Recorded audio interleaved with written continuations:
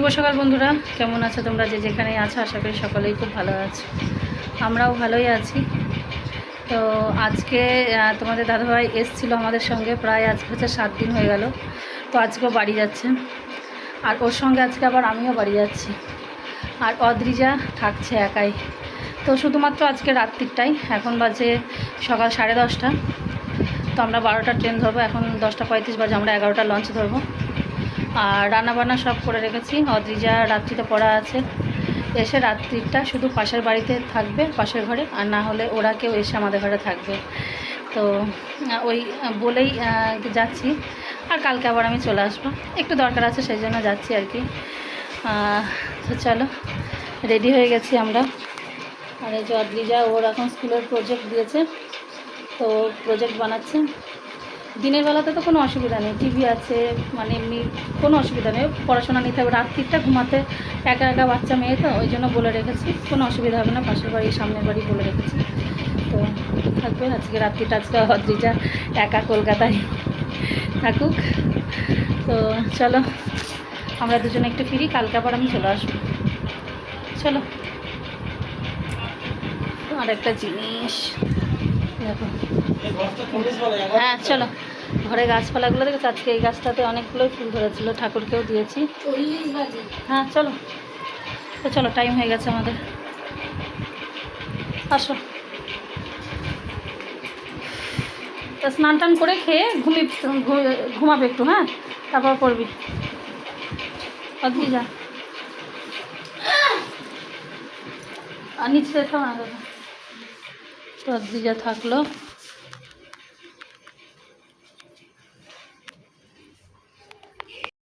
তো বন্ধুরা, যারা আমার ভিডিও দেখো, 2-1 জন যারাই দেখো, তারা জানবে যে কিছুদিন আগে আমার পায়ের পরিস্থিতি খুব খারাপ হয়েছিল। পায়ের মধ্যে ইন্টারনাল ব্লিডিং হয়ে পা পুরো ফুলে গেছিলো, যেহেতু আমি রক্ত তরল হওয়ার ওষুধ খাই।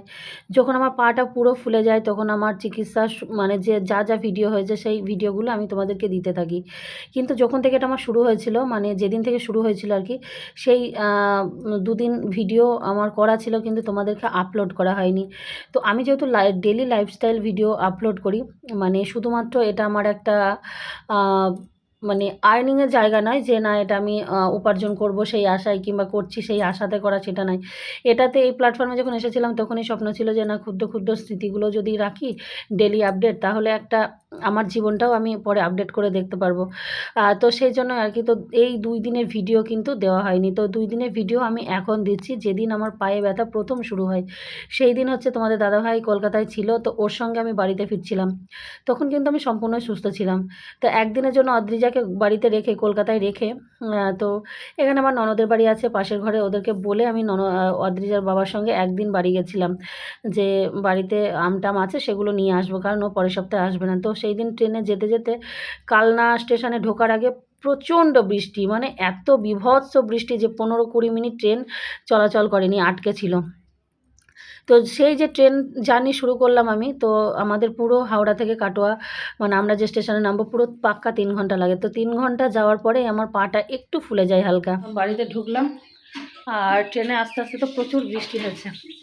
যখন কালনা ঢোকার আগে, আগের স্টেশনটাই, ওখানে তো ট্রেন দাঁড়িয়েই গেছিলো প্রায় 10-15 মিনিট, মানে এত বীভৎস বৃষ্টি যে ট্রেন চালানো অসম্ভব।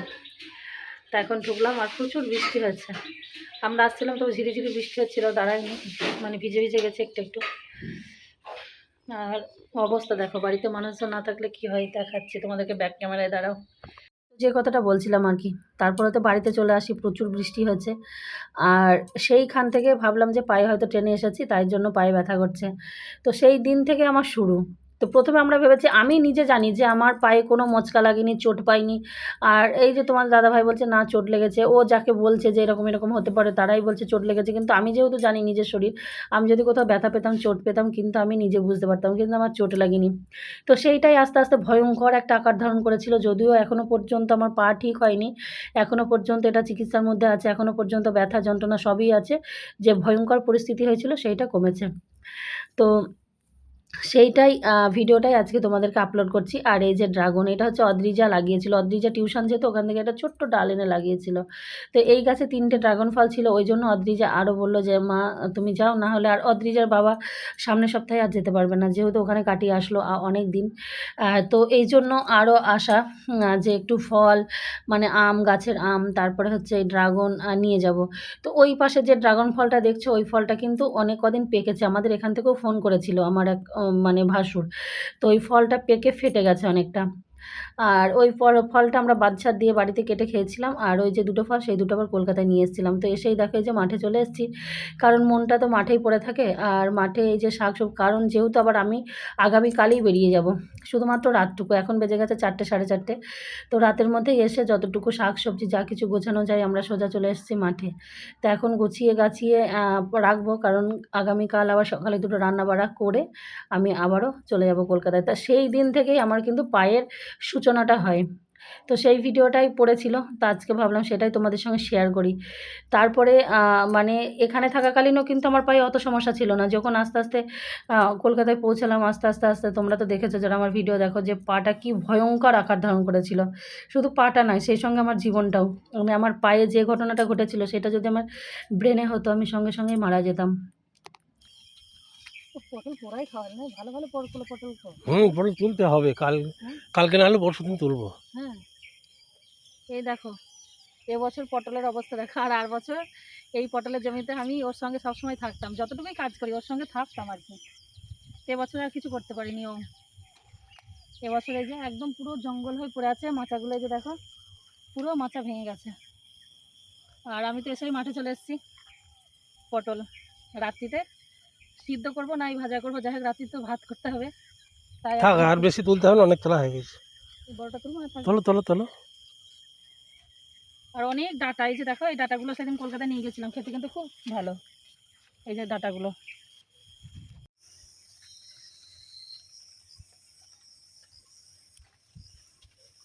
ওইভাবে পড়লে আম ভালো হবে না, সে ঝড়ে পড়াও যা ওই পড়াও তো সেই একই ব্যাপার হয়ে যাবে। কি করছো?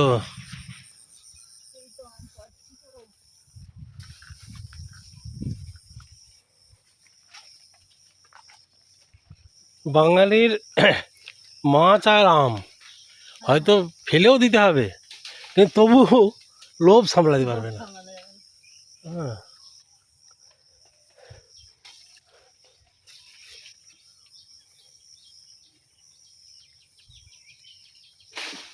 ঠিক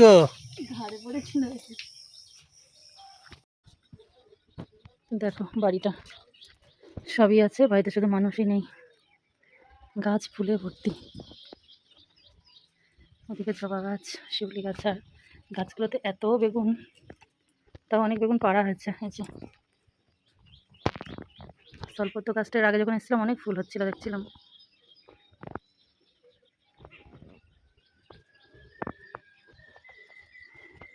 এই আম গাছটা আর ওই জাম গাছটা এই কিছু মাস আগেই নিয়ে এসে লাগালাম। মানে জামটা আমার খুব প্রিয় একটা ফল, ফলের মধ্যে। তো অনেক শখ করে গাছটা লাগিয়েছি। আর আজ এই শখের বাড়ি ঘর ছেড়ে কোথায় বসবাস করছি।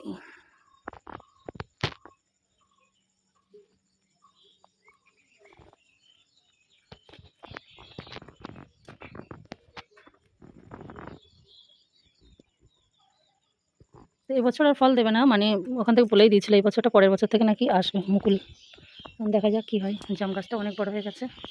আর এই লাউ গাছে 1 বছর হতে যাচ্ছে, এত লাউ আছে। লাউ এখন আর বিক্রিও হচ্ছে না, খাচ্ছেও না। তো লাউ গাছটা কেটে দিতে হবে। আর উপরে ড্রাগন ফল তো পেকে গেছে, 3টে ড্রাগন ছিল একদম পুরো। ওর উপরে আমার সাধের ঘর। তো দেখো বাড়িতে এসে রাত্রি তো আমাদের সবই গাছের। বাড়ি এসে দেখছি গাছে এত বেগুন, কতগুলো বেগুন পেকে গেছে। বেগুন ভাজা, পটল ভাজা, আলু সিদ্ধ, এখানে বেগুন সিদ্ধ, আর এখানে পটল সিদ্ধ। তো কেমন লাগছে বেগুন পোড়া, এই বেগুন সিদ্ধ? বেগুন সিদ্ধটা আমার সবথেকে ভালো লাগে। কত বেগুন হয়েছে। তো আমরা এর আগে যেদিন গেছিলাম সেদিন অনেকগুলো বেগুন নিয়ে গেছিলাম। আজকেও দেখছি অনেকগুলো বেগুন পেকে গেছে, অনেকগুলো বেগুন আছে। তো এই জন্য রাত্রিতে, আর গ্রামে কি, গ্রামে তো কোনো সবজি কেনার প্রশ্নই ওঠে না, এত শাক সবজি। তো রাত্রিতে এই যে ভাজা সিদ্ধ করলাম, একটা জিনিসও কিন্তু কেনা নয়, শুধু আলুটা, আলু আর চাল। আর শাক পাতা, কোন শাকটা ছেড়ে কোনটা খাবো? লাউ শাক খাবো, না কুমড়ো শাক খাবো, না পাট শাক খাবো, না নোটের শাক খাবো, না ডাঁটার শাক খাবো, সমস্ত রকম আছে। এখন কালকে করবো শাক পাতা, তা রাত্রিতে খাবো না, এখন কালকে করবো। এখন এই গরম গরম ভাত খাই, খেয়ে ঘুমাই।